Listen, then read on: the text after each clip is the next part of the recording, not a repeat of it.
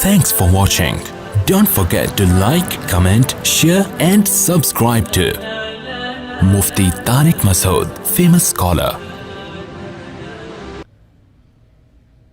تو جب اللہ نے یہ نعمتیں دی ہیں، جو کافر ہے وہ تو اسی کا انکار کر دیتا ہے کہ یہ کس نے دی ہیں؟ اللہ نے. گاڈ گفٹڈ ہے، یہ مانتا ہی نہیں ہے. ایتھیس خاص طور پہ کہتے ہیں یہ تو خود سے ہے. اللہ نے سوال قائم کیا، الم نجعل لہ، کیا میں نے نہیں دی، کیا میں نے نہیں دی. یعنی یہ تو بالکل معمولی سی عقل رکھنے والا بھی جانتا ہے کہ یہ چیزیں خود بخود نہیں بن سکتی. یہ تو ذرا سی بھی جس میں عقل ہوگی نا، معمولی سی بھی، ذرہ برابر بھی، وہ خود یہ فیصلہ کرے گا کہ یہ آٹومیٹک، بولو نا، یہ آٹومیٹیکلی نہیں ہو سکتی یہ ساری چیزیں کہ خود کار طور پر یہ سب بن گیا ہو. ایک ایک چیز، آنکھ کا بننا، آنکھ کا بننا، یہ ایک بہت بڑی قدرت کی شاہکاری ہے. کیمرہ ہے آنکھ، جو آنکھ کی نقل ہے. ڈیجیٹل کیمرہ کیا ہے؟ انسانی آنکھ کی کاپی ہے، فرسٹ کاپی نہیں ہے، فرسٹ کاپی نہیں ہے. یعنی کاپی کی کوشش کہہ سکتے ہیں آپ اس کو، کاپی بھی نہیں ہے. کیونکہ انسانی آنکھ کی جو کارکردگی ہے ویڈیو بنانے کی، ڈیجیٹل کیمرہ ابھی اس کے 10ویں حصے کو بھی بول لینے میں گورنمنٹ، اللہ نے زبان بھی دی. ابھی میں نے آج جو پڑھی ہے نا، اللہ نے کیا کہا کہ میں نے کیا دی ہے؟ زبان بھی دی ہے. تو اسی وجہ سے صرف وہ کھانے کے لیے تھوڑی ہے، بولنے کے لیے بھی ہے. کھاتے تو گونگے لوگ بھی ہیں بیچارے. زبان کا کام اگر صرف کھانا ہوتا تو گونگے لوگ تو بھوکے مر جاتے ہیں نا. زبان کو جو بنیادی مقصد ہے کیا ہے؟ وہ ایک آدمی کو انگلش نہیں آتی تھی، کہیں ہوٹل میں گیا تو ہوٹل والے نے پوچھا کہ بھئی کیا چاہیے کھانے میں؟ اس نے کہا لینگویج پکا کے لے آؤ. کیا پکا کے لے آؤ؟ سری میں لینگویج چاہیے مجھے. سمجھ رہے ہیں؟ نہیں سمجھ رہے. تو اللہ تعالیٰ نے انسان پر جو نعمتیں کی ہیں، ہاں یہ جو ڈیجیٹل کیمرہ ہے، یہ جو ڈیجیٹل کیمرہ ہے نا، اس کے ماہرین کہتے ہیں انسانی آنکھ کی کیا ہے؟ کاپی. جیسے ہماری آنکھ بھی اصل میں ویڈیو بناتی ہے، یہ پوری ویڈیو بن کی ہمارا دماغ اس ویڈیو کو پڑھ رہا ہے. پورا وہی پروسیس ہے ڈیجیٹل کیمرے کا جو انسانی آنکھ کا پروسیس ہے. انسانی آنکھ نہ ہوتی تو سائنسدان کبھی بھی کیمرہ ایجاد نہ کر سکتے. پوری کاپی ماری ہے. اب آپ دیکھو کہ آنکھ کا بننا گوشت پوشت سے کتنی بڑی اللہ کی قدرت کی دلیل ہے. روٹی سے آنکھ بنتی ہے بچے کے پیٹ میں. ماں جب روٹی کھاتی ہے، دودھ پیتی ہے، کھجور کھاتی ہے، اس سے کیا بنتا ہے؟ بچے کی آنکھ بھی، ناک بھی، دل بھی، دماغ بھی، جگر بھی، پھیپھڑے بھی، گردے بھی، کلیجی بھی، سب چیزیں کس سے بن رہی ہیں؟ روٹی سے نا، روٹی سے بنتی ہیں. ایک ڈاکٹر صاحب مجھے ترکی میں ملے، انہوں نے کہا آپ کا میں نے روٹی کی فضیلت پر بیان سنا ہے، گندم کی روٹی کے بڑے فضائل، پورا ایک بیان ہے. تو اس بیان سے میں متفق نہیں ہوں، وہ میڈیکل سائنس کی ریسرچ کے خلاف ہے. میں نے کہا کیا خلاف ہے اس میں؟ انہوں نے کہا یہ جو سفید آٹا ہے نا، یہ تو صحت کے لیے نقصان دہ ہے. میں نے کہا ہم نے بیان گندم کی روٹی پر کیا اور آپ ہمارے خلاف فائرنگ کرنے سفید. بولو بھائی، سمجھتے نہیں ہو بات کو، نکل پڑتے ہو رات کو. وہ تو شکر ہے میں مل گیا، ورنہ میرے خلاف کوئی وہ ڈاکٹر صاحب بیان نہ ریکارڈ کروا دیتے. ہم نے کب کہا کہ سفید آٹا کھاؤ بھائی؟ ہم تو روٹی سے مراد جو گندم کی جو چوکر والی چھلکے والی روٹی، سمجھ رہے ہیں کہ نہیں سمجھ رہے ہیں؟ وہ والی روٹی کی فضیلت کے ہم قائل ہیں. یہ جو سفید آٹے کی پلاسٹک کھائی جا رہی ہے یا میدے کی چیزیں کھائی جا رہی ہیں، اس کے ہم حق میں بولو بھائی نہیں ہے. تو چوکر والی جو لال آٹے کی روٹی ہے وہ ہوتی ہے روٹی.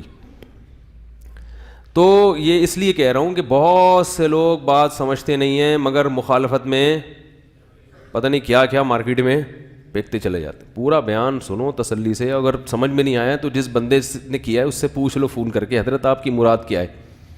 یہ تو جو سفید آٹے کی روٹی ہے یہ تو بیماریاں پھیلا رہی ہے, اور گندم کی روٹی بھی ایک وقت کے بعد تھوڑا کم کرنا پڑتا ہے اس کو, کیونکہ اس میں کاربوہائیڈریٹ بہت ہیں, تو وہ ایک وقت بچوں کے لیے ضروری. والی بھی موضوع پھر چینج ہو جائے گا, آپ بولیں گے کیا پراٹھے کباب کی باتیں شروع کر دیں مولوی صاحب نے.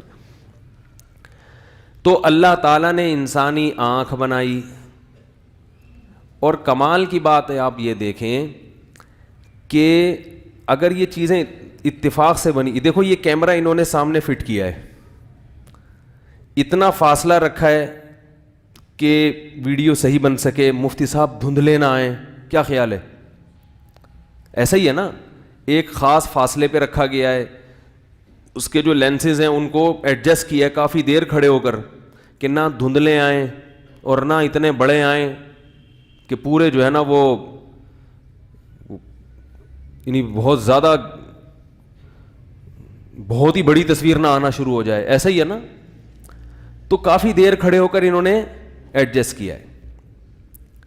آپ یہ دیکھیں اللہ کی قدرت کہ ہماری دونوں آنکھیں جو فٹ کی گئی ہیں, اگر ان آنکھوں کے درمیان فاصلہ معمولی سا بھی بڑھ جائے ملی میٹر کے حساب سے, تو ہمیں 1 کے 2 یا 2 کے 4 نظر آنا, بولو نا بھائی. کیونکہ یہ جو یعنی جب تصویر کی جو روشنی کی لہریں آتی ہیں نا ہماری آنکھوں کی طرف, تو دونوں آنکھوں پہ آ کے ٹکراتی ہیں. اس کے لیے ضروری ہے کہ ان دونوں لینسز جو ہماری اس آنکھ اور اس آنکھ کے درمیان لینسز کا ایک خاص تناسب سے فاصلہ ہو, اس میں ذرہ برابر بھی کمی یا اضافہ, بولو بھائی, نہیں ہو سکتا. ذرا سی بھی کمی یا ذرا سا بھی اضافہ ہوا تو بہنگے ہو جائیں گے آپ, عجیب سے ہو جائیں گے آپ. اور عجیب بات آپ یہ بھی دیکھیں کہ یہ 2 کیمرے رکھے ہوئے ہیں میرے سامنے. وہ آج کل ایک 3D ویڈیوز آتی ہیں نا 380 ڈگری پہ یا 180 ڈگری پہ ویڈیو بناتی ہیں, وہ اس میں کیا ہوتا ہے, دو گلاسز ہوتے ہیں, وہ جوڑ رہے ہوتے ہیں, ان کو ایک خاص طریقے سے ایڈجسٹ کیا ہوتا ہے. تو ہماری آنکھ بھی جو ویڈیو بناتی ہے وہ کم سے کم جہاں تک میری نالج ہے 180 ڈگری کو کور کر رہی ہوتی ہے. وہ ڈگری کا پتہ ہے بھائی, پورا دائرہ 360 ڈگری کا ہوتا ہے نا, تو آدھا ایریا ہماری آنکھ کور کر رہی ہوتی ہے. دیکھو کیمرہ جب ہم فٹ کرتے ہیں نا تو وہ اتنا ایریا نہیں کور کر رہا ہوتا